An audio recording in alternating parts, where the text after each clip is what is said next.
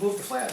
I pledge allegiance to the flag of the United States of America and to the republic for which it stands, one nation, under God, indivisible, with liberty and justice for all. Welcome to the village board meeting of September 12th. Roll call. Capros. Possession. Here. Giannotti. Here. Terry. Here. Stacy. Here. Kraus. You have minutes in your packet from the last meeting. Does anyone have any changes or additions? If not, can we have a motion to approve? Make a motion to approve last meeting minutes. There's a motion on the floor. Is there a second? Second. There's a motion and a second. Roll call. Possession. Yes. Giannotti. Yes. Terry. Yes. Stacy. Yes. Does anyone in the audience wish to address the board?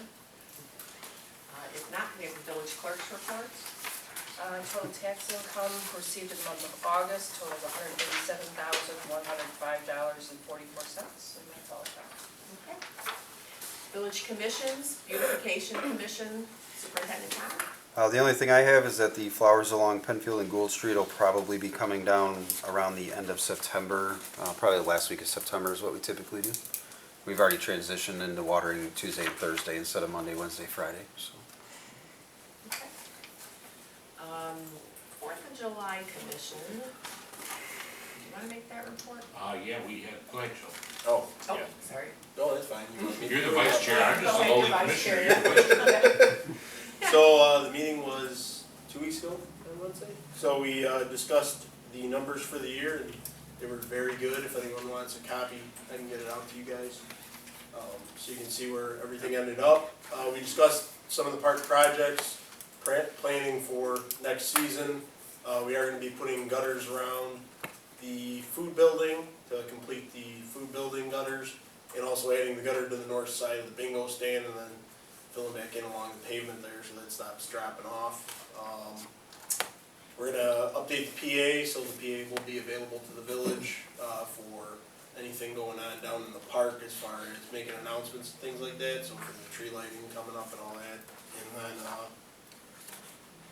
Light poles. light poles are ordered, although The light heads. The heads- light heads The are going to be a heads- while. The light heads showed up today. The poles are, Poles are like- 8 to 12 weeks. So we got a little wait on those, but we at least have the layouts, right? So we can get those. I haven't seen it. Oh, we do have them. Can we put the underground wire in for them before we repave those? The wiring's in. We did that before the 4th. Oh, you We did? have- Okay. We have the layout for the post bottom. I can get that for you. Okay. So we can confirm that. Yeah, we might drill those in. We'll see. They should have sent them, and the bolts should be shipped. I'll talk to you about that later. But Okay. other than that, we just discussed kind of all the upcoming things for next year. It is a 5-day event next year, starting June 30th, going until July 4th. So Okay. For the benefit of the public, we discussed the fact that the fireworks show was shot pretty low this year. So we're lifting that show up to a minimum 3-inch shell or 2.5-inch shell. So everything's gonna be up higher. It's gonna cost us more, but we had a successful year. We have good sponsors, so we're going to increase the size of the show and the size of the shells moving forward. Also, the Parks and Rec, the Park Prep Committee came up with a list of projects that the 4th of July Commission approved for future years to get done with the proceeds of the festival. And the list was rather extensive as to what can be done down there in the park to make it better. yeah. So, some of those projects were approved for next year because we just have to have them done, like picnic table boards have to be replaced and things like that, but. It was a long meeting, it was It was. 2.5 hour Yeah, it meeting. was. All the budgets and all that, but successful year. Looking forward to next year, 5 days, and got a lot planned, so be prepared. That's it. Okay.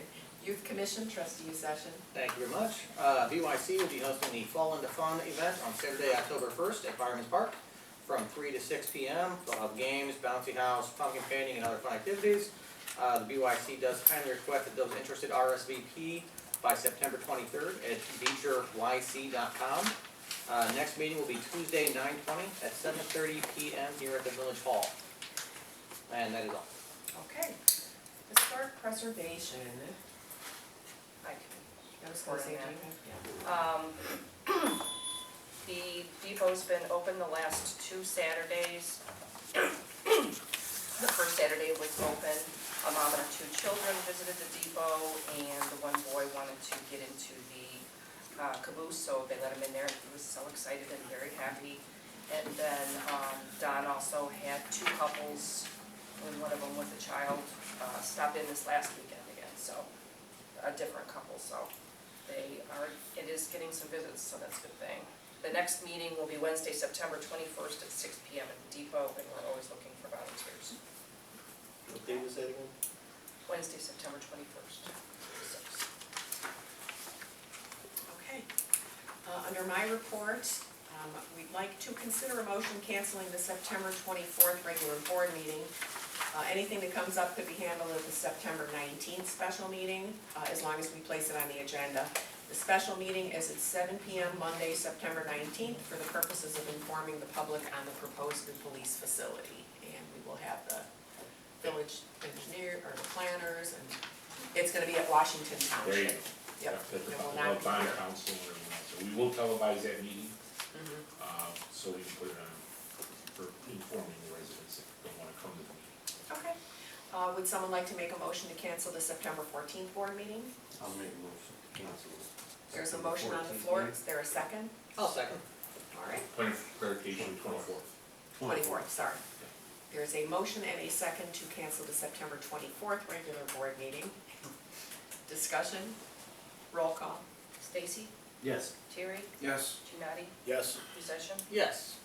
Just a point on that, the next meeting, then the next regular meeting of the village board will be Tuesday, October 11th, because Monday's a holiday. And we'll have the audit presented on Tuesday. That consider appointments to the TIF Joint Review Board. I will be appointing, 2 members to vote at the meetings. The TIF Review Board, Joint Review Board, is an advisory board to the village board that is required by law to meet once each year to advise the board on policy issues and to review activity in the TIF district as a matter of public discourse. The village representatives for the 2019, 20, and 21 meetings were John Kaporis as the village rep, and I was the resident at large rep. The next annual meeting is scheduled for Wednesday, October 5th at 7 PM at the Village Hall.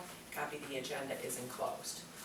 So I considered actually just flip-flopping, having John Kaporis as the resident at large rep and having me as the village rep, just kind of flip-flop the 2.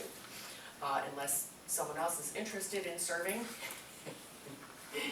It's usually about a 15 or 20-minute meeting once a year, just to kind of go over activity and, you know. Someday it'll get a lot more busier. Someday it'll get busier, right now it's, you know. So would somebody like to make a motion doing those appointments for John Kaporis as the resident at large and me as the village rep? So moved. There's a motion on the floor, is there a second? Second. There's a motion and a second, roll call. Musician, Yes. Genati, Yes. Terry, Yes. Stacy. And Bob and I had a meeting with Reggie Greenwood from CSEDC, the Chicago Southland Economic Development Corporation, to get information on the marketing of the South Suburban Airport property. And there had been a meeting several weeks ago that we were not involved in, so he kind of came out to give us an update. They've got people that are interested in advocating for the airport, not necessarily building the airport, but there are people who are interested in maybe advocating to talk to the governor about putting the airport in. But most of the interest, it seemed at that meeting, was regarding the new interchange at Eagle Lake Road and 57, and they're looking at potential developers to put in some kind of a development, industrial development at that location, which doesn't really do too much for us.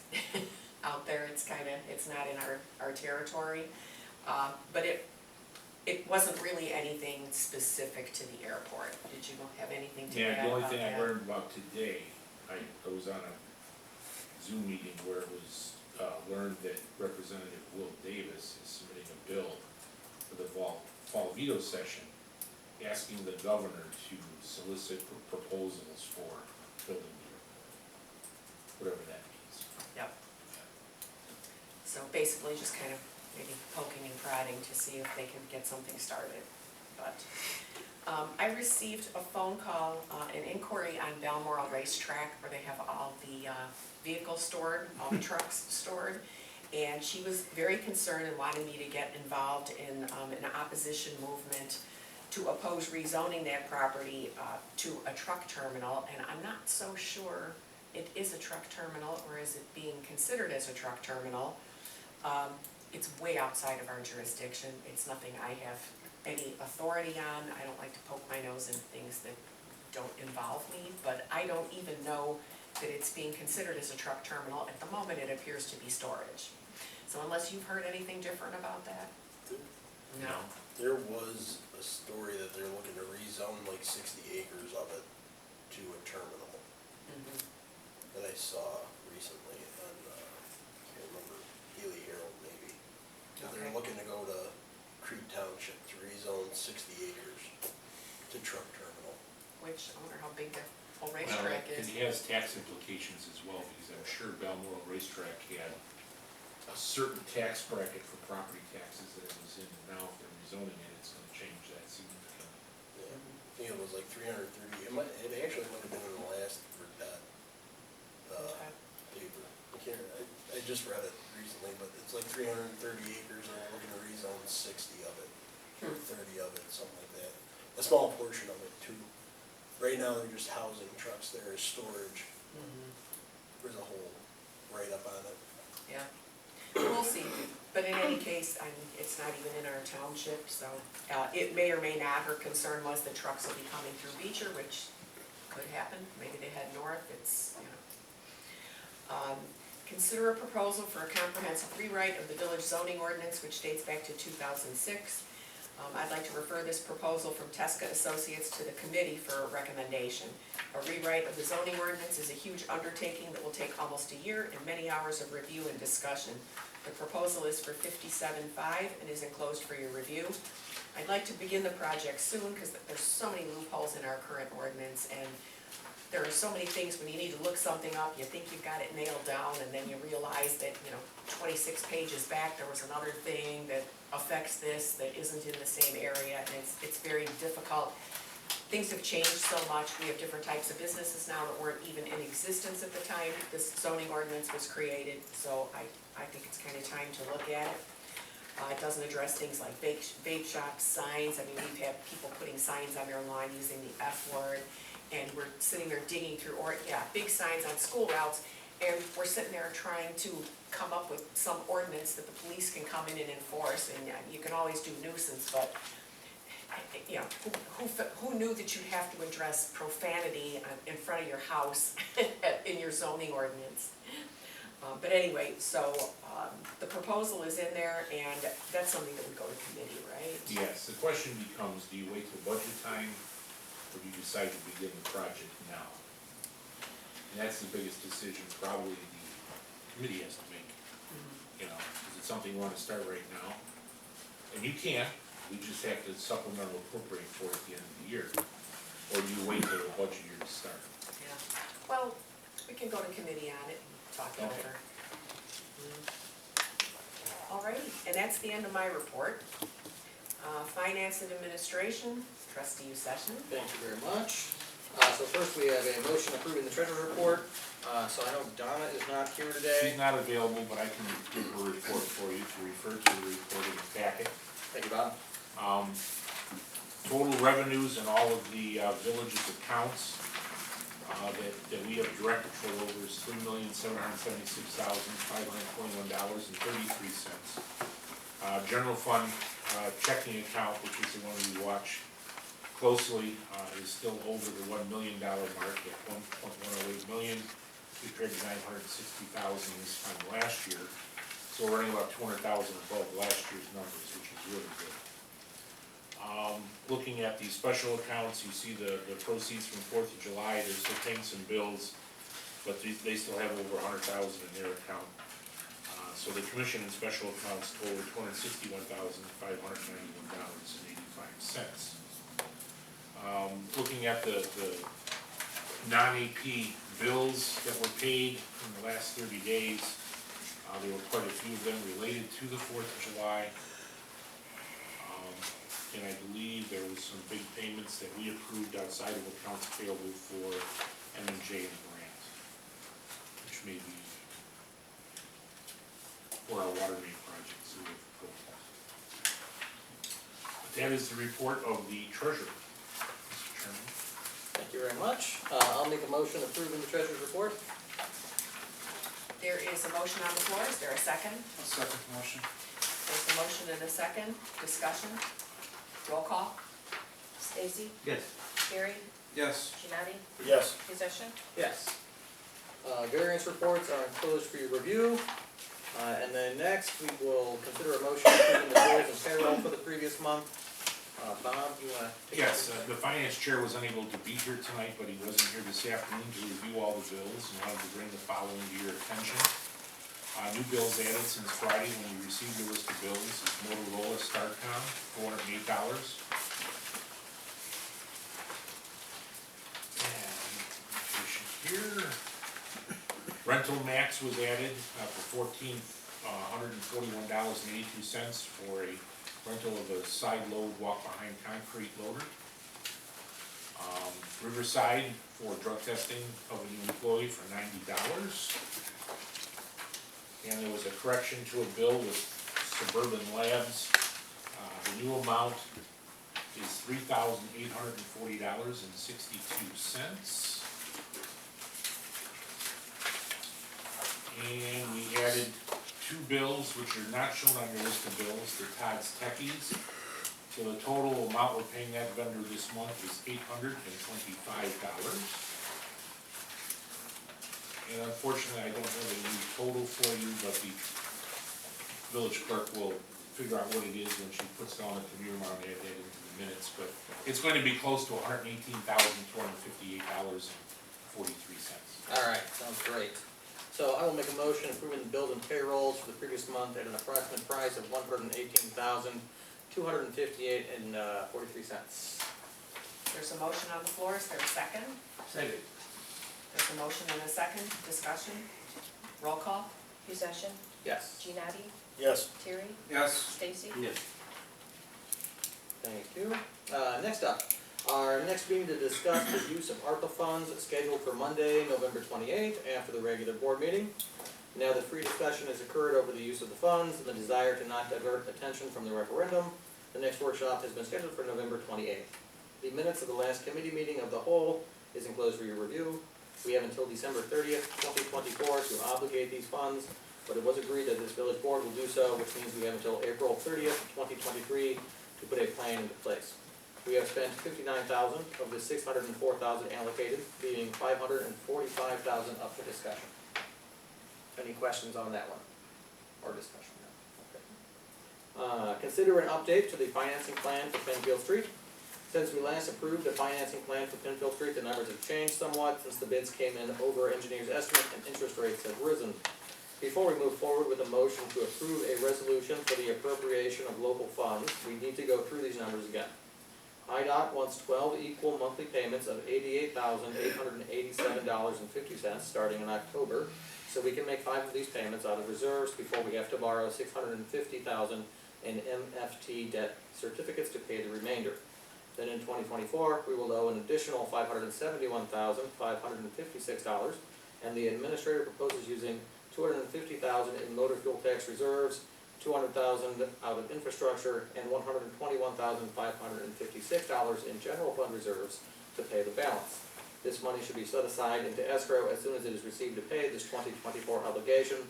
Please see the enclosed report, which breaks this down in more detail, and Bob, if you would Yes, take it I from want there. to go through to make sure before we vote on these next 3 items, because when you vote on these 3 items, you're going to bind yourself to this plan, so I need you to understand this. The bids came in a little over engineer's estimate because of the market conditions at the time we went to bid in June. The low bid was Iroquois Paving for $5,824,000, $5,824,399. The cap on federal funds on this project, regardless of the 80-20 local match, was $3,850,000. which means we had to come up with $1,965,206 to make this project work. I went to the Will County Governmental League and begged for more money, and they were able to scrape up another $327,000 to apply to our local match. So our local match was reduced. Still, we have to come up with $1,066,000 within the next 90 days. And then we negotiated with IDOT a 12-month payment plan of the $88,000 a month in lieu of coming up with that cash up front to buy some more time to hope these interest rates come down. Because when we go for that 10-year loan, we're gonna have to lock in a rate for 10 years. After that, we're still gonna own the $571,000. Now, since we owe that money, I believe we should escrow it and pigeonhole it, because I don't know what's gonna happen in the future. There's a tendency to say, oh, we got this much money, let's pave another road. I think we need to lock that money up, put a lockbox on it, so you can't spend it. We know we got our local match for Penfield sitting there. Then those other funds that we have, we don't have to worry about due tos or reserves. We've already got that money out of there and hidden into escrow. So what I'm hoping is this board would pass, and it says consider an update to the financing plan. Consider an amended financing plan requiring the placement of escrow funds in next year's budget for the payment of Penfield Street. And that would be an appropriate motion, and if we get that done now, we don't have to worry about boards of the future spending money that IDOT's gonna come looking for in 2024. Sounds good, so we would do that under this item, right? Yes, you would Okay. just approve the amended financing plan. Okay. We'll put that into place. Sounds good. And I did talk to the finance chairman about it this afternoon, when he was here doing bills, and he agrees. All right, well, I am in agreement as well. So I will make a motion to consider, or a motion to, I guess, accept the amended financing plan as described herein. There's a motion on the floor, is there a second? Second. There's a motion and a second, discussion? Roll call?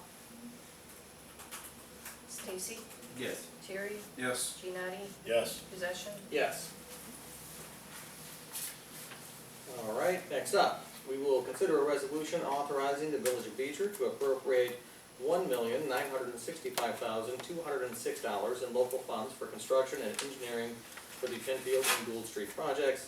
This resolution is required from IDOT before the bid is officially awarded and is the subject of the item above. I'll make a motion to approve resolution, I guess we need a resolution number. Yep, 2022-07. 7, all right. I'll make a motion to accept resolution 2022-07, authorizing the Village of Beecher to appropriate $1,965,206 in local funds for construction and engineering for the Penfield and Gould Street projects. There's a motion on the floor, is there a second? Second. There's a motion and a second, discussion? Roll call? Possession, Yes. Giannotti, Yes. Terry, Yes. Stacy, Yes. All right, moving on. Consider a resolution pledging Rebuild Illinois funds, $247,000 to the Penfield Gould STP project. The resolution is enclosed. So this would be resolution 2020-08? Oh, wait, yep, Yes. I thought it seems like there's a nice there's a, pattern to that. All right, I'll make a motion accepting resolution 2022-08, pledging Rebuild Illinois funds of $247,000 to the Penfield Gould STP project. there's a motion on the floor, is there a second? Second. There's a motion and a second, discussion? Roll call? Stacy, Yes. Terry, Yes. Giannotti, Yes. Possession, Yes. Consider a supplemental appropriation resolution pledging MFT reserves of $415,000 for the Penfield Gould STP project. The resolution is enclosed. 2022, Yeah. 09. Wasn't sure if I have to ask, you know? But, okay. I will make a motion approving the supplemental appropriation resolution 2022-09, pledging MFT reserves of $415,000 for the Penfield Gould STP project. There's a motion on the floor, is there a second? Second. There's a motion and a second, discussion? Roll call? Possession, Yes. Giannotti, Yes. Terry, Yes. Stacy. Yes. And that concludes my report. Public Buildings and Properties, Parks and Recreation Committee, trustee Giannotti. Thank you, Mayor. Let's see, so we got a park paving update that we've got bids that'll fall in Public Works or, Yeah, we have bids, that include the park paving, or park path paving coming up in the Public Works Committee. and then, the village, is going to apply for a grant for $25,800, from the Will County ARPA to install HVAC, with some sort of HEPA filtration in the food stand. So we're gonna take that grant money. I'm in the process of getting a few proposals from a few companies, so we should have an update on that. You guys, shortly, so. Gonna condition the food stand space. That money has to be towards COVID mitigation. And so after reviewing everything, the only appropriate project we could do was some sort of ventilation project, so that's why we decided on that for the grant. Any questions on that? No? Okay. And then, the 652 Penfield sale update. The village has received one bid to purchase this lot, so far, and the attorney recommends we wait, 30 days after due posting of the notice of the sale to follow state statute. The offer and any other offers we receive will be considered at the October board meeting. You're not gonna believe this. I had a solicitation for a second offer today. I said, you got till October 10th to get your number. There we go. So I can't believe it. Sitting on a gold mine. And that concludes my report. Planning, Building and Zoning Committee, trustee Stacy. Thank you, Mayor. The building department's building report is enclosed for your review, and that's my report. All right. Public Safety Committee, trustee Terry. Yes, the police department's monthly report, along with the EMA and the code enforcement's, reports are all, inside your packets. Chief, is there anything you'd like to add? Yes, President Meyer, members of the village board, good evening. Friday, October 14th, from 5 to 8:30, we are going to have an open house at the police department in conjunction with the fire department. Again, it's Friday, October 14th, from 5 to 8:30, and we are going to block off Penfield from Woodward to Maxwell. We're going to have canine officers from Will County. We're going to have a jumpy house that Sergeant DeCourt actually owns a jumpy house that he's going to bring there. We're going to have tours of the PD, hot dogs and drinks. We're going to have the Hidden in Plain Sight trailer, which is, it shows parents where kids try to hide things they shouldn't have in their bedrooms and everything. It's really a nice, neat thing. We're going to have numerous vehicles from the Illinois State Police, Will County, and the Beecher Police Department. And Halloween, our hours are 4 to 7, trick-or-treating are 4 to 7. We're going to have numerous haunted squad cars out there this year, and haunted EMA cars. Ooh, that could be scary. But we are still going to have two, but we still are going to have two regular cars, so that, because we don't want to have to go really fast with the skeletons falling off the car. And I'm hoping that Create an injury. trustee Thierry will actually ride with us this year again as he did last year, because he's pretty scary. I would agree. Do you need help with your open house? Do you need trustees manning hot dog stands or popcorn machines? It'd be nice, it'd be really nice. And the purpose of this is to show the public your current facility. Yeah, minus, the areas that have asbestos. Trustee Thierry, were you gonna talk about the car, or did you want me to? I'll talk about it later in a minute. That would never include that. EMA Director Hyman, do you have anything you'd like to add? Yes, as you're all aware, I was down in Springfield for 3 days for IEMA training. I was kind of overwhelmed. It was more of man-made disasters and natural disasters. The plans or policies we should have set. recovery policies we should have set in place. It seems, I don't know what we have, so I have to figure that out and start writing plans, because if I call for Will County or IEMA to come in, they're not gonna take over, they're gonna follow our EMA direction. So I think we have a lot to step up and get prepared if we have whether it's flood. They said 98% of Illinois' disasters are snow and water related. Derailment was in there also. So we need to have plans in place for shelter, food, water, Red Cross, mental health. As you see what happened in Highland Park, that could happen very easily, and we have nothing to fall back on. So I was quite overwhelmed. I talked with Will County. We're gonna get a few others and see if they have plans that we can tweak for us, or I'll have to start from scratch and start writing plans, but it was quite overwhelming to see stuff that EMA is supposed to be handling, not just the traffic control and things we do now. So I'm gonna be busy trying to get plans in effect, and of course, you guys will know before view the plans and add, or, but I wanna sit down with the fire department, the chief, public works, because the tornado, we might need public works come out with plows and plow the debris off the street, so all this has to be planned out, because these other, like Will County or IEMA,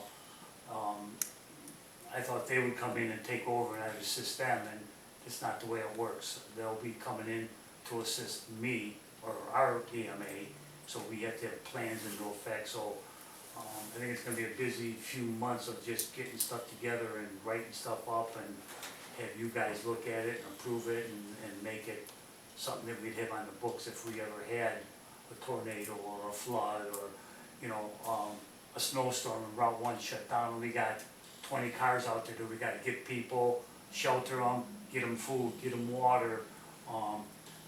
The biggest thing that they really talked about is a recovery plan, which could take days or months to implicate. And like they were saying, Highland Park, their first 5 days of that shooting cost them over $500,000, just the first 5 days. So they suggested all towns and villages and cities should have some type of a recovery budget or line item that you need to start planning for. It was quite overwhelming on the stuff that they went over, but I think we need to step up and start getting our plans in order. We don't want to look, I don't want the village or myself to look out of place if something does happen. So I will start putting stuff together and present it to you guys, and try to move forward and be prepared if we did have a disaster. Most likely it's gonna be a small one, hopefully nothing like Highland Park, but it's really overwhelming to what needs to be done. So I will try to move forward on that and keep everybody advised on what plans and policies we need to put in, and you'll see that, and okay it or not okay it, or tweak it. Come see me and I'll show you what I have. Okay. I was gonna say, we had that whole thing written Yes, up, and we I'm do. sure it's obsolete, but it's, it was a big hefty We have a job. local plan and a regional plan. Okay, Yeah. that's all I got. Thank you, John. The Public Safety Committee and the Building Committees need to meet with the chief so we can go over the plans for the new public safety building. I was kind of hoping that on September 19th, if all of us are able to do this after the meeting, is that okay? It's fine by me. That'd be a great idea. The architect's there. Let's sit down with them and Yeah, see where we're at. I mean, I've seen the emails and the stuff that we're getting, I think everything looks great, but just to keep everybody on the same page. Yeah, Absolutely. the most recent plan showed an enlarged border. I don't know if you've seen You guys that. saw it? Yeah. Okay. Our police commission ordinance draft is still in effect. I believe that was still in your packets from last month, or, from the last time. I'm still waiting on some updates. When more comes, I'll let you know. And then, I'd like to consider a motion authorizing the purchase of a 2023 Ford Explorer. The intent for this is for us to purchase it now and probably receive it in 2024. It's cheap. 2020. I'm sorry, 2023. And with, speaking with the chief, the 2023, it's actually an $8,000 increase compared to if we were to buy it and put it in right for this year. It's 8,000 more than the one we just bought this Right, year. right. But 8,000 less than what it might be next year. Yeah. Right. Yeah. Yes. And So- Friday was the deadline, we had to order it back for the state bid. So, I'd like to make a motion then, or to purchase that? To keep it legal. To keep it, yes. yeah, so, and then if and when we do get it, right, because right now we have 49,000 in our Sethville account. So, worst case scenario, we get it early, we pay for it, then we just wait to put the equipment in there. That's correct. So, any questions on any of that stuff? Okay, so then I'd like to make a motion ordering a 2023 Ford Explorer in the amount of $41,506. There's a motion on the floor, is there a second? Second. There's a motion and a second, discussion? Roll call? Stacy, Yes. Terry, Yes, Giannotti, Yes. Possession. Yes. and that concludes my report, Mayor. Okay. Public Works Committee, trustee Stacy. Oh, boy. Yeah. Take it away. Can I have mine back? Okay, Public Works report. Public Works monthly report is enclosed for your review. The Water Department's monthly report is enclosed for your review. And getting to the water bill registering for the months of July and August are enclosed for your review. We're happy to report that the bills and pump ratio has increased almost 76% compared to 59 last year, despite the water main breaks we had the last couple months. This is good news. Also, water usage is up, and this helps to pay the water bills, or pay the bills. Gould Street water main progress and resulting water system emergency on Friday night too will be reported by Superintendent Connor. I'll turn it over to you. Okay, so the Gould Street Water Main project has been 90% completed. Asphalt work and concrete work is all complete. All they have left is restoration work of sod and grass, stone areas, things of that nature. They've already started cleaning up their laydown area behind the hut.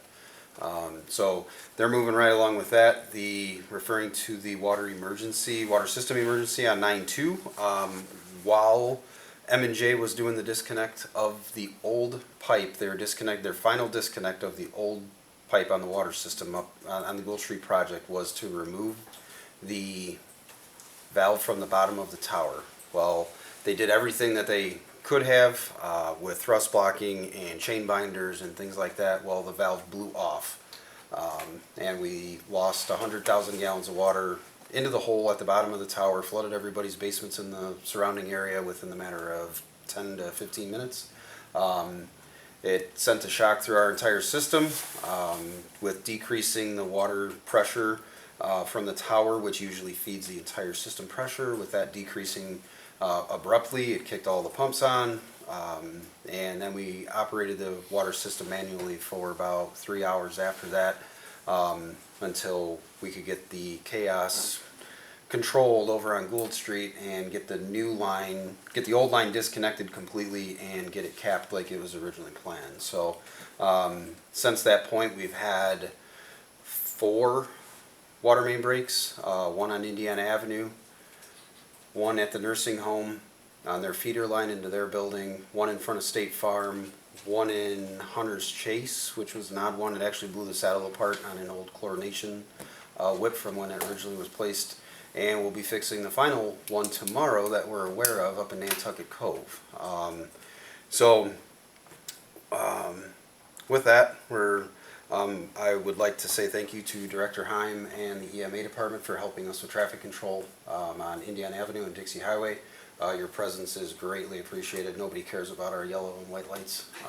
They It's just very don't, obvious they just too, don't they put care. a Scott's law sign out. Yeah, yeah, so just wanted to say thank you to them, and that's all I have on the Gould Street fiasco. Yeah, I will say that the location of these water breaks were unusual, but we were using well 5 to maintain system pressure.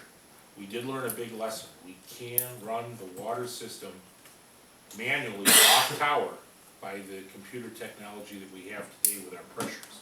It's not easy, and it's easy to make a mistake, but it's possible. Yeah, We never did that before, it was a first. But we used well 5 to maintain system pressure, and that put all the pressure and water hammering up in the north end of town, which was very, we did that on purpose, yeah, because we knew the old part of town. And so our weak points in the north end of town emerged during that crisis.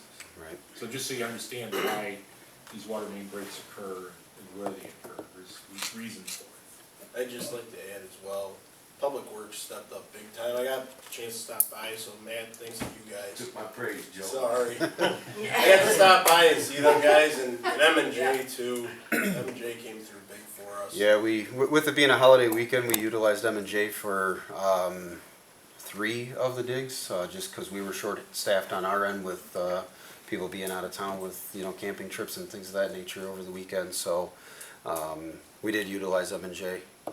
So We haven't gotten those bills. yeah, they're coming. We'll deal with those next week. So, They're out there I all stopped, day. I They were stopped Monday at and 2 of the, Monday. yeah, I They stopped were at worth 2 of the it. breaks. so yeah. there was the one at the nursing home on Sunday was approximately 16 and a half hours, I believe the guys were here. And then the one on Labor Day on Monday, they were here for, I believe, 12 and a half to 13 hours that day. So yeah, the guys definitely put in a lot of work and a lot of hours and stuff. On a So holiday weekend. yeah, I dreaded Blue Street So- water main projects. I knew this was gonna be a nightmare, yep, yep. So, but it's almost over now. yep, coming to an Don't end. ever worry about the railroad track again. Wishful thinking about it. Oh no, it's, Yeah, we didn't pay all this money to have it be bad. Okay, I'd like to praise you, man, and your guys. the guys. Yeah. Having personal experience at that stuff, you guys stepped up, didn't miss a beat on anything. You did a good job. Yep. I'll pass it along to the guys. Thank you. Okay, now let's go to Penfield STP project update. ComEd has completed their relocation of lines. Now Comcast and AT&T are making their relocations. Nicor is in the process of moving the gas main to the new easement, so this should be completed.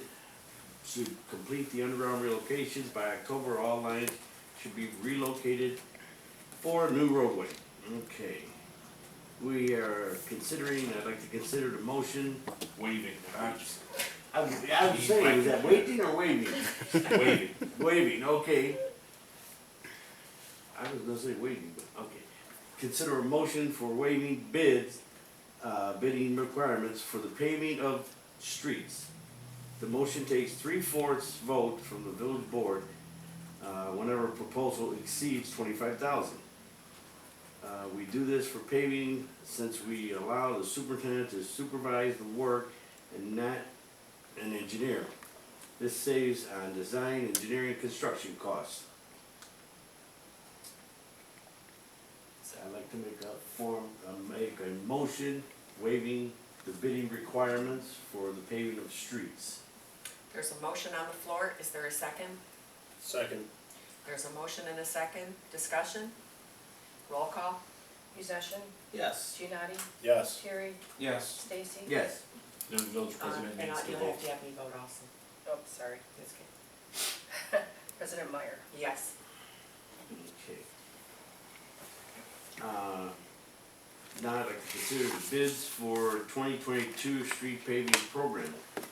Bids were being accepted until Monday, so they would not be ready until the meeting.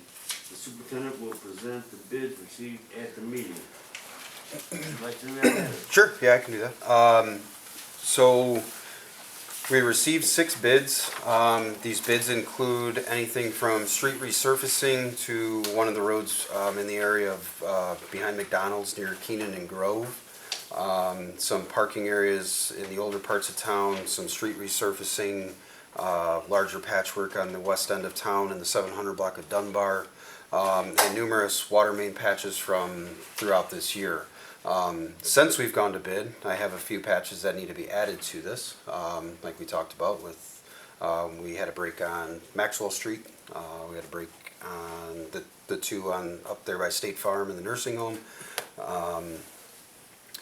things like that. So the 6 bids that we received, the lowest bid was from Pavement Systems at $75,499.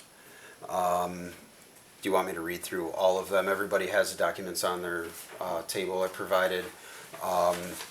The next closest bid was M&J Underground at $82,084, and then it went increased from that point, with the top one being from Gallagher Asphalt at $192,000, $872.50. Yeah, so Pavement Systems has done work for us in the past. They repaved all of Prairie in between Indiana and Pasadena in years past, as well as some other patchwork around town. So they're very familiar with our operation and the things that we expect out of them. And I'm not sure who did. That wasn't our. I believe so. I remember speaking with either John or Jay Land on that project, but I didn't really have much to do with it. So yeah, this bid here also includes the paths in Fireman's Park. Not all of them, but some of the Picnic Grove area, from the Picnic Grove area to roughly the Beecher Rec Building, the bathrooms, up in that general area. So there's quite a bit of work getting done for that $75,499. With that though, we have more allocated in the budget this year for street paving. So even increasing the amount that we need to do due to the other water main breaks, we still have the opportunity to probably do some more actual patchwork of bad areas throughout town. So I'll be looking into that further. I already have some ideas of where some of these need to be done. What, do you need an not to exceed number based on our unit pricing? Would that be 100, 120? I think it was 115 because the other stuff was allocated specifically for Fireman's Park for seal coating and things like that. Mr. Chairman, the proper motion would be to award the bid to Pavement Systems at the unit pricing they provided in their bid for a price not to exceed 115, so he can add those patches in there that he wants. It's already in the budget. Yeah. Okay, did you wanna do the seal coat separate, man? Yeah. How do you want to handle that then? Did you want that on a separate? No, I would include suburban seal coat as part of the paving portion of that project. For Fireman's Park? Yes, and we're gonna have to do the sidewalk and curb bids next week. We can't do them tonight. I have to put them on a special agenda meeting, because it's worded wrong on the agenda. We can't vote on it. Okay. So we'll have to wait a week on these, which shouldn't be a problem, should it, a week? No, I just need to get the curb work done first before we can do asphalt, but Okay. it is what it is. We'll make it work. Okay, so if we're gonna, we have the seal coating bids from Fireman's Park. Suburban was the lowest bid at $5,850. Now, should we add the two together, Bob? You're looking at Yes, and then Pavement Systems. not to exceed 120. 115 for Pavement Systems and. 121. Yeah, 120, yeah. okay, I'd like to make a motion to accept, the bids for asphalt for Pavement Systems, not to exceed 115, and the seal coating for Fireman's Park to Suburban, for $5,850. We're looking at $121,000. Okay, there's a motion on the floor. Is there a second? I'll second the motion. There's a motion and a second. Discussion? Roll call?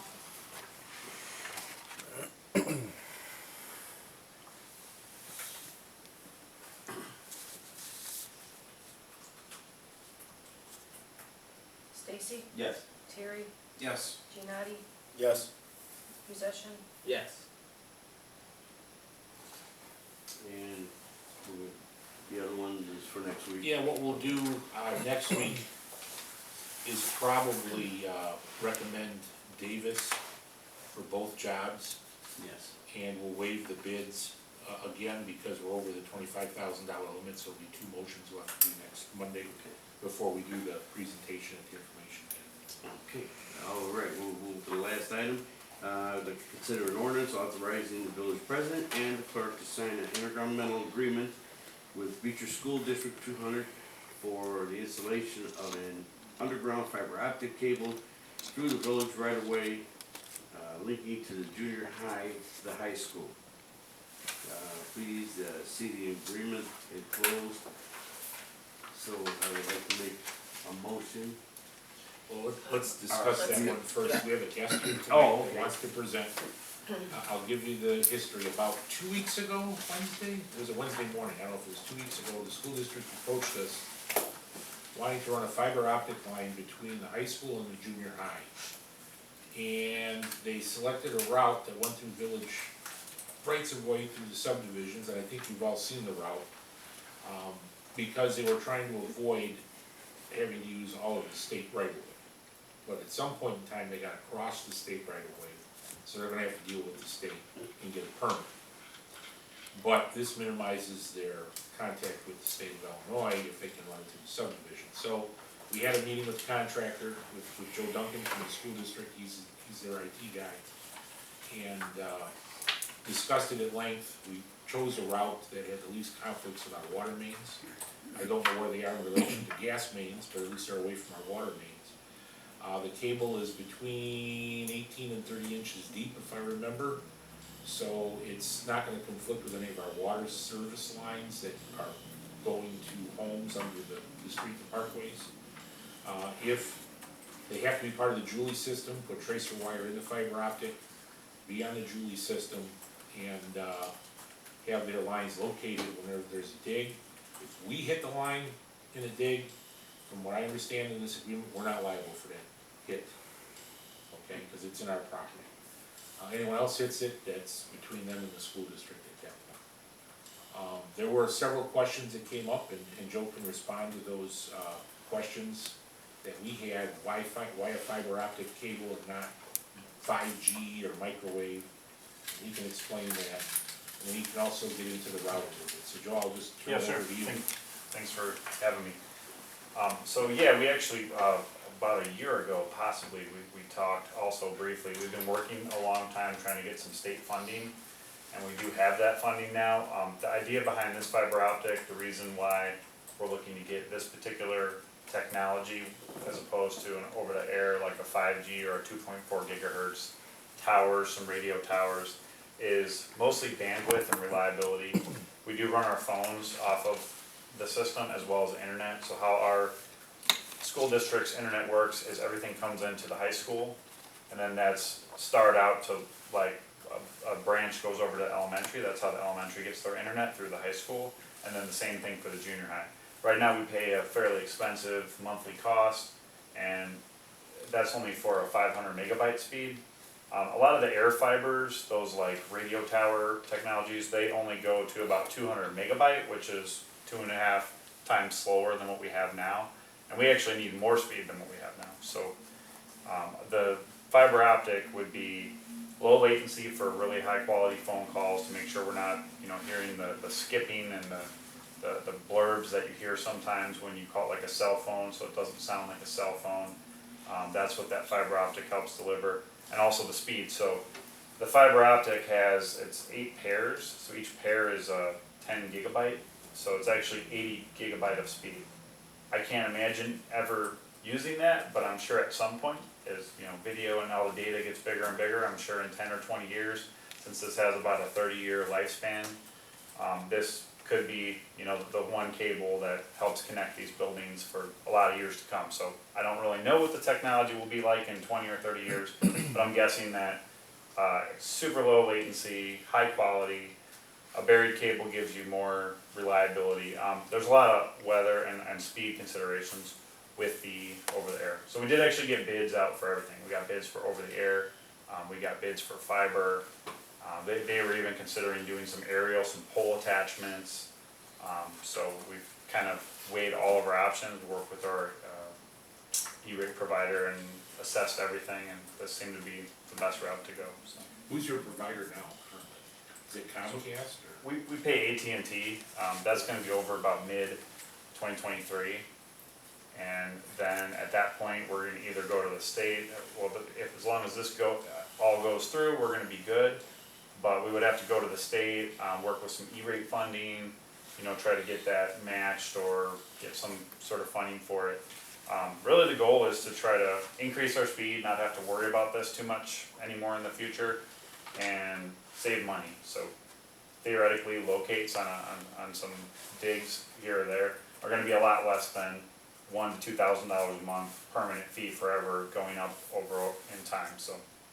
You said that the contractor gave you a bid of $122,000 to do work, is that correct?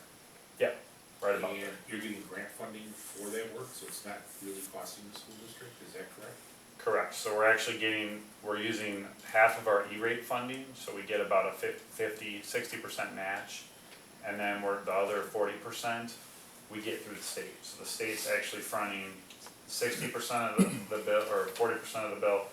The FCC funding, which is federal, takes the other 60%. There is some fees in there that are E-rate administrators. We have a company that helps us, you know, file and procure all the paperwork for the federal funding. So, I mean, there's gonna be a little bit off there, but that's more of an administrative. And the restoration, your contractor said at the meeting would be minimal because they're only potholing these fiber optic connections, is that correct? far That as was I- another concern I heard from another trustee, is, oh, they're digging boring pits everywhere. And I don't know, Matt, maybe you can help, you sat in on that meeting as well. They're not hydroxing these potholes though, are they? They're actually gonna dig them? Yeah, I thought they were gonna bring a trailer mounted hydro excavator in. Is that what they're gonna Yeah, they use? talked about a trailer mounted hydro. Okay, because we were Not a concerned trail. about restoration Yeah. of the parkways, how big of a hole we dig in, Mhm. are we digging in somebody's driveway? You know, those are concerns too that you're gonna have. Yeah. Now, at that depth, another thing we came up with too, some of these people replace their driveways and culverts. They're gonna have to call Julie, you're gonna have to locate that line for them, because they will get close to your line if they're replacing asphalt with cement in a driveway. Sure. We probably won't be close to you, but they might. The only time we'll be close to you is if we have a purple tree issue. You know, it'll be the only thing that I could think of. That could be something too, we could say, hey, you know, if you could run that closer to the 30 on that, that might help everyone too, just avoid it 30 inches as opposed to the 20, 22. All right, we'll open it up to the rest of the village board for questions on this project. You guys have all seen the route and the design and the layout. I know Todd had some questions, he of course couldn't be here tonight, but You know, me and Todd had spoke, and one of his questions was about the water main, but after reviewing, the water main is actually on the opposite side of the street in most cases. So at the beginning, a lot of the fiber was located on the same side of the street as our water main, but they've since redesigned it. We kind of were able to push them onto the other sides of the street, or you know, things of that nature, just so they weren't interfering with our end of things. Now, like Bob said, we don't know where the gas main is and things of that nature, so there may still be other, you know, public utilities that they have to work around in order to implement this. But on our end, moving them away from the water main, typically, we won't have to do much digging for ourselves. That they'll still be crossing over the water services, going to the houses on the opposite side of the street, so there's a possibility, but it's a lot lower than being on the water main side, for sure. And if I remember, the contractor said he only needed 5 working days to install this fiber optic cable. Yeah, it was pretty short, Yeah. Sounds about right. yeah, 5 to 10, there might have been a 2-week window there, you might have spoke of. 10 weekdays or, yeah. Has anyone reached out to IDOT yet? Yeah, so we did hear back from IDOT, they are gonna accept our school entity as the owner and owner of that, the cable, so we're gonna probably be able to get our permits eventually. We were worried that we were ever going to get them with crossing Route 1. So we should be able to get them, there's no big red flags, they have a permitting, person within the company, and they said that they've already spoken with someone down at the state, and we're gonna be good as we put it in. So they're planning on filing all the permitting, end of this week, or possibly Monday of next week. Okay. Would be Have the you, plan. have you been able to procure the easements you need from the private property owners that you're gonna need to get this done? Not yet, but I did talk with our company, and they said that we could also, because the state is okay with what they're doing, with our name and everything, how it's going on it, they said that they think we're gonna be okay either way, so we do have some flexibility if So we, you could put this in the IDOT right away? it sounds like that would be, it would only be for about that 150-foot stretch, which is right off of where the school is. So that would be a possibility to use that. Well, I We talked, could I go talked ahead with that. Jack today, and Yeah. he understood that we probably table this to our October meeting. We could But do he that. was gonna get the school board to approve it tonight and give a signed agreement, so we know Sure. that they didn't change anything on us after we voted on it. Sure. So my suggestion is we table this to the October meeting and make them come up with their official route that they wanna use for this fiber optic line, so we know exactly where it's going. Yeah. That Give us fair? some time, yeah, they can give us some time to work everything out and get our exact route, and then maybe even by Friday or early next week, we can have our Okay. permits filed, so. October 11th will be our next board meeting, we can cut down. So, Mr. Chairman, you can motion to table this matter. Okay, we'll motion to table this, Mayor. Very good. There's a motion on the floor, is there a second? I'll second it. Okay, there's a motion and a second, roll call. Stacy, Yes. Terry, Yes. Giannotti, Abstain. Musician, Yes. This doesn't mean we're opposed to the project, it just gives you some more time to make sure you know exactly where you're going Sure thing. before you get us involved. All right, thank you. I'm gonna head back to the school district and Yep. we have a simultaneous meeting then.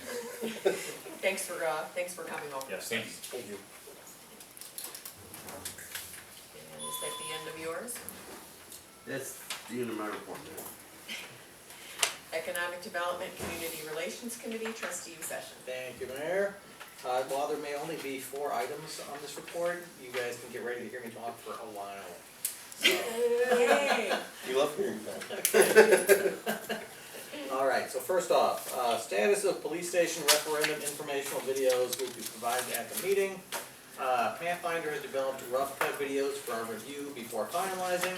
These were just received at the end of business today, so we'll review and provide feedback to Pathfinder so they can finish development of final videos. I have not yet actually had a chance to watch them myself, but You'll get that chance after the meeting. indeed.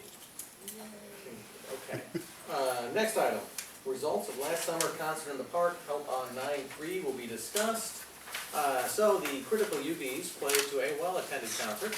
I'd like to thank the Beecher 4th of July Commission for volunteering to sell food and drink and sit in bowl for alcohol sales. And then going on a little bit, this closes out our 2022 concert series. So I'd like to, say on maybe the village's behalf, that we'd like to express our thanks to everyone that helped to make it a success. So of course, thanks to the Village of Beecher staff, my fellow elected officials who volunteered their time to help coordinate activities at each concert. The Beecher 4th of July Commission provided food sales several times. Beecher Public Works, Police, and EMA for helping us set up, manage, and clean up after our concerts. The Beecher Lions Club for partnering on food sales for several events. And I'd like to close this by giving a special thanks to fellow trustees Todd Kraus, who's not here at the moment, and Joe Giannotti, who joined me on the joint committee for this series. Both put in a lot of extra time on the planning side in order to try and provide a great service to the residents. You guys definitely went above and beyond on this one.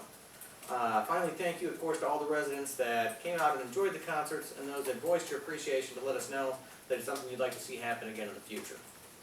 And I don't know, Joe, do you have anything you'd like to add?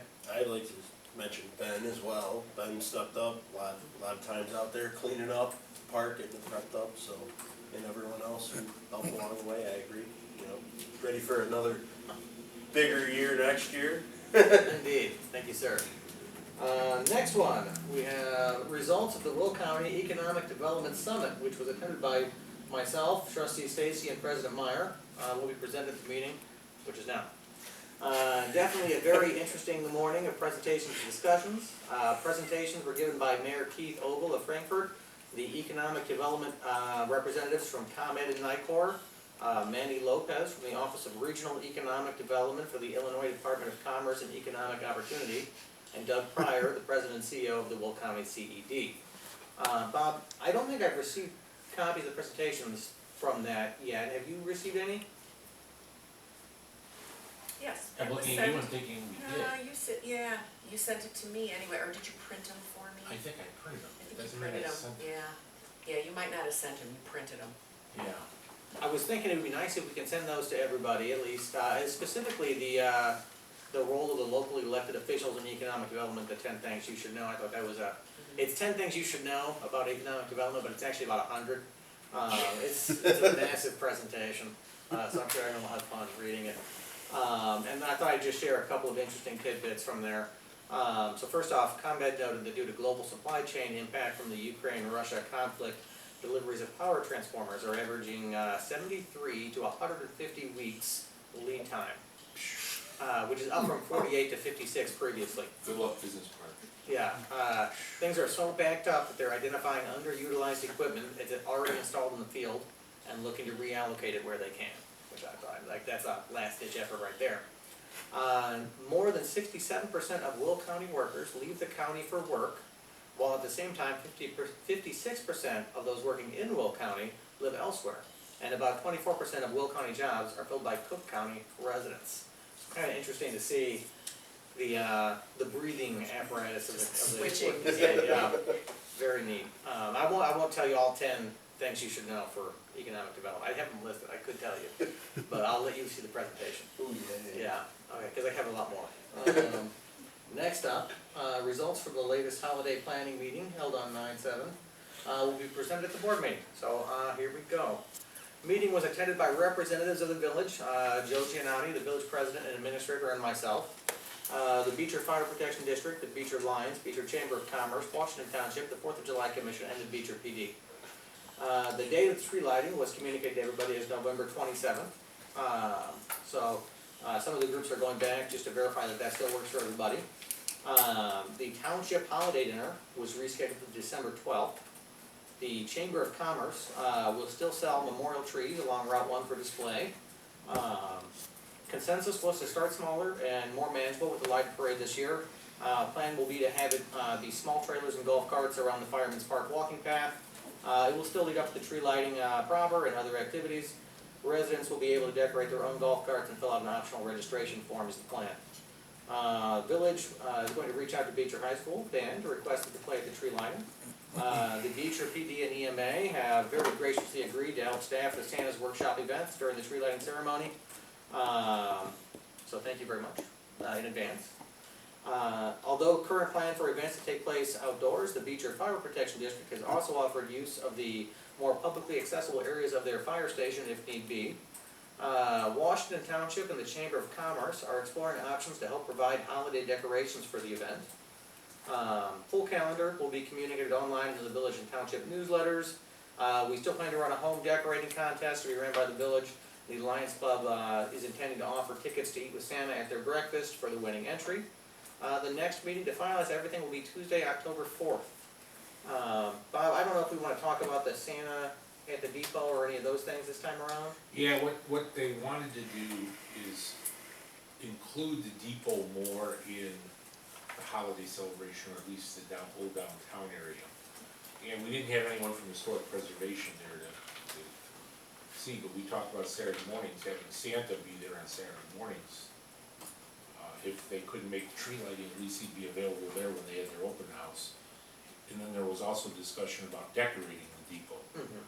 I'm sure there's some guidelines and protocols you have to follow about putting staples in that building if you're gonna hang lights and things like that, because I think it's a National Historic Building, is it not? I believe so. Yeah.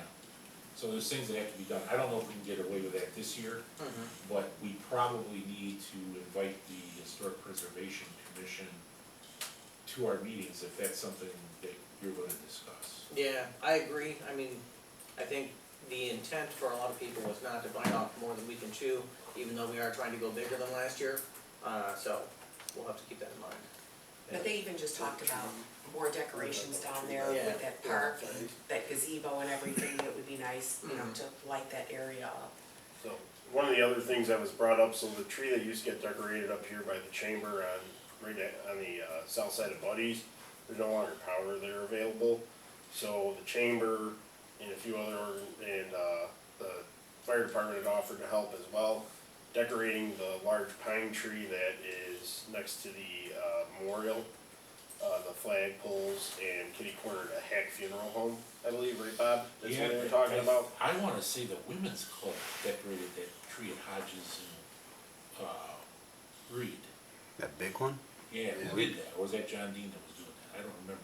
That big one we did years ago, because we Yeah. had the fire department's ladder truck up there. I mean, I'm talking 10+ So- years ago. Like Waterman was talking about that. Yeah, I don't know where we got power then. There's no The power. Hodges and Reed? Yeah, there's no power in the park there anywhere. He said there's power off the pole. Mike said he remembers how it all worked, so Mike Waterman was talking about it. Yeah, but I think he was talking Hodges, Penfield. Penfield Reed. and Reed maybe. Yeah. he Yeah, was over Penfield. towards the It was the opposite veterans. The old one. war. The veteran, The the old old war memorial. memorial, that's what it Yeah. was. Okay. Yeah. Because Okay. that did have power there. Opposite end of the Yeah. block. I'm sorry, I'm backwards. Yeah, the opposite end of Okay, the yeah. block, there's power. There is a out. power outlet out there. But So, is that tree If big it's- enough for decorating? Yeah, we used to do it. We would do that with our bucket truck. The problem with that one is that, There were yeah, others, but the trees there still, yeah. The problem with that one is that there's power lines on both sides of it. So it's hard to get to it, you know, but. Oh, And now that the tree's getting bigger, it's getting harder to get to it as the years go on, but, so it was a discussed option. yeah. I'm not sure why the power pole up here did not receive a drop on it. There had to have been a reason, Yeah. unless I vaguely remember we may have cut our budget in half, so we went every other pole. I don't recall. I don't either, because it was the first I heard of it, that there was Yeah. no power there. The chamber president called me last week. I tried reaching back to him but didn't get a response, so he left me a message in regards to power along Dixie and things of that nature from after your guys' meeting. But I'm not sure exactly what he's inquiring about. I could talk to the electrician and see why we weren't able to put one there, if that's where everybody would like to see it. We could possibly do that. It was a discussed option. I'm sorry? It's possible. That's what was holding that up, was that there's no power on that pole any longer.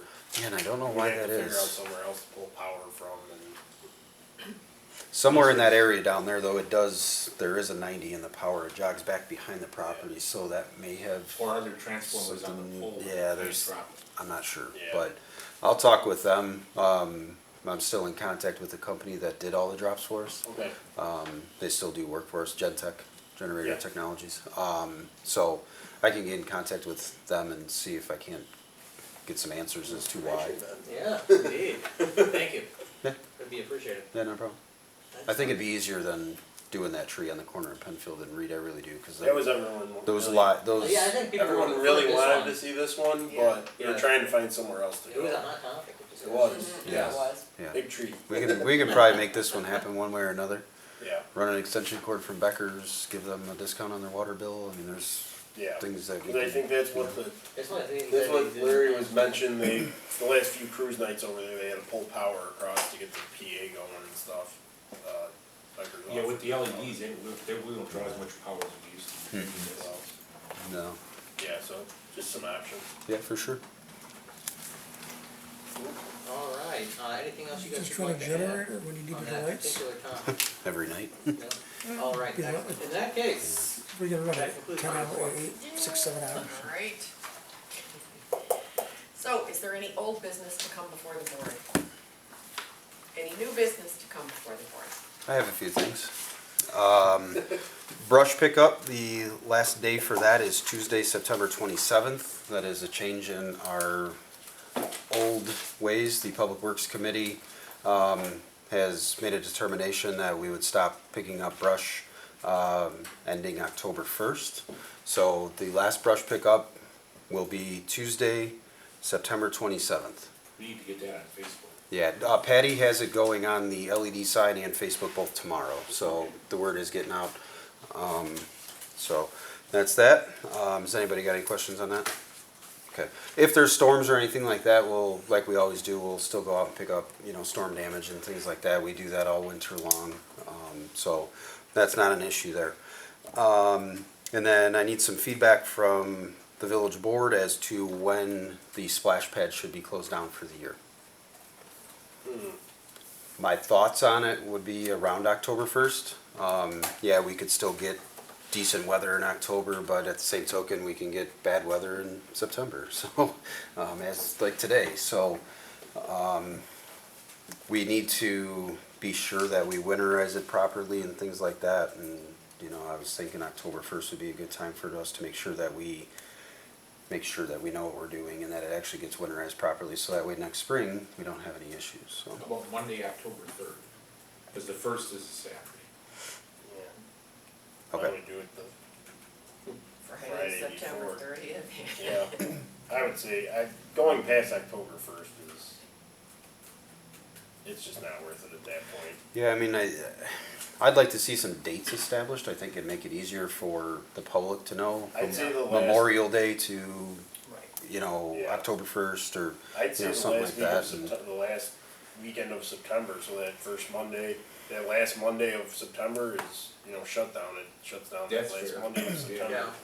Cause then that gives you a little bit of that leeway after Labor Day, if it still is warm.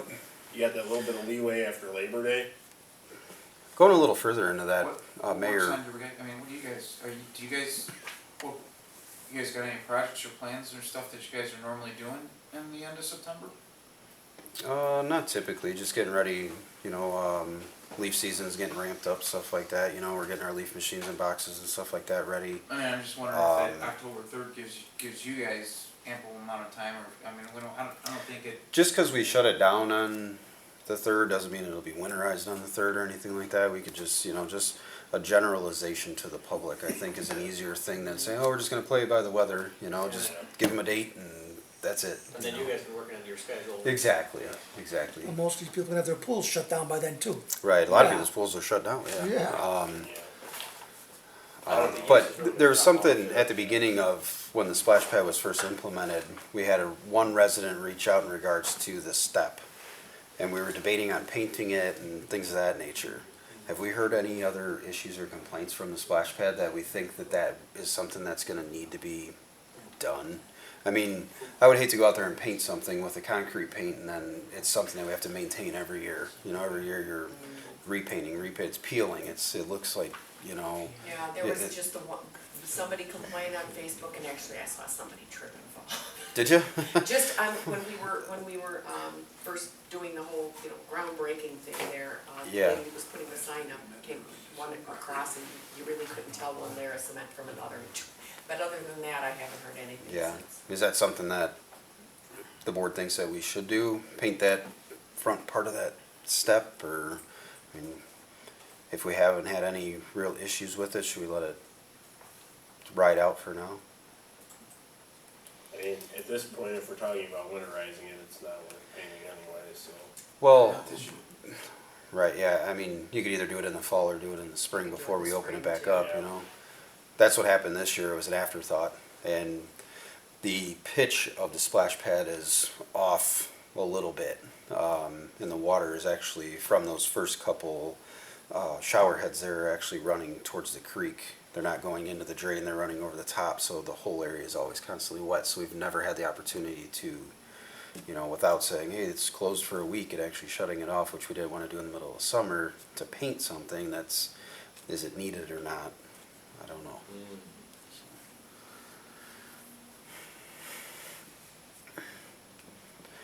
I say, I wouldn't worry Yeah. about it. Don't worry about it for now, and, yeah, wait till spring even. okay, okay. Has anybody got any ideas on the specific date then? I mean, October 1st? I think whatever date you Could've- pick, you stick with it. You're on for it. Right. Whether it's the last Monday in September or the first Monday in October, that's the day. Yeah. We already established the third Monday of May, I think, did we not? That was just when the grand opening was, so I mean, we could Yeah. establish something new for years to come if, Yeah. you know. Well, I'd like to have it open for Memorial Day weekend, so. You have it open for Labor Day, right? You have it open on Memorial Day, close after Labor Day, what we're the plan? You Yeah, do no, but that. if you open the third Monday in May, that gives Public Works time to test everything out that week. Yeah, I mean, you before. get April, May, yeah, I mean, by April, I mean, we can start getting things energized to make sure nothing's leaking and, Yeah, I would say the third Monday in May you open. Yep. But then you could either close the fourth Monday in September or the first Monday in October, it doesn't matter. You don't get a hard freeze till mid-October anyway. Yeah, I say close it in September. yeah. okay. Okay, Just 'cause, yeah, Starts getting So breezy. September 26th this year, the 'Cause the splash further- pad will be yeah. closed. the further you get into October too, leaf pickup and stuff, and Yeah, most kids are Yeah. in school now. Yeah, kids are in school while they're just Yeah. getting dicey. Yeah, yeah, that splash pad gets a lot of use by those kids running around the track every day for gym. They all like to run up to it and hit the button and they I've keep noticed running. that And nobody's it's just out using there. it. It's just out there running. You know, it's yeah, a lot of that. A lot of that. We are over 1 million gallons. I'll get a final tally on that once we actually close it. But we're definitely over 1 million gallons on usage for the 4.5, 5 months that it's been open this year. So 10 water towers. yeah, right. Better get a grant, get a storage tank. Is that all I have? I think so. I believe that's all I have. Okay, we will deal with the sidewalk and curb at the special meeting before we start the presentation. We'll make those two votes. I'll post a special agenda. All right, any other new business? Nope. We have a motion to adjourn. no move. Second. There's a motion and a second. Roll call. Possession, Yes. Nani, Yes. Terry, Yes. Stacy. Yes. Yeah.